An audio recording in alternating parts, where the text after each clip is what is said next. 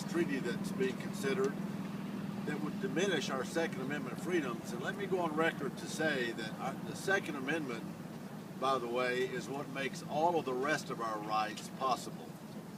I'll just make sure I make that clear. It's vitally important that we shed the light of day on this onerous treaty, the arms trade treaty that's being promulgated, pushed by the United Nations.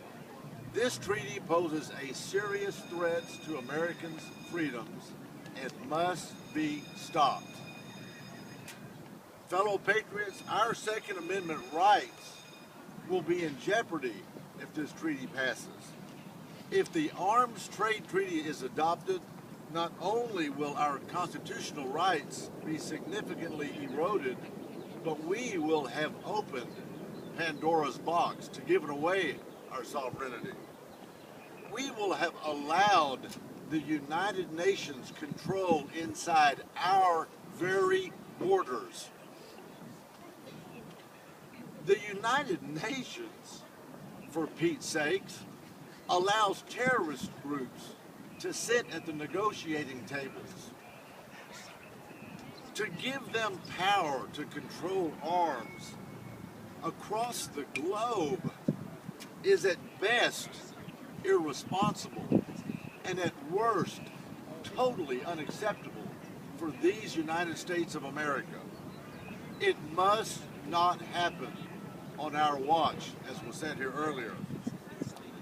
We, the people, by the consent of the governed, watch over our land and our gun rights, not the United Nations. You know, Thomas Jefferson, I believe he was a great Virginian. Where'd our Virginians go? Thomas Jefferson once said that he who beats his guns into plowshares will plow for he who does not. Folks, it's just that simple. I stand here today, arm in arm with my colleagues, to ensure that Americans remain a free people with all the liberties that pertain to our great country, and that we remain the great country we were designed to be.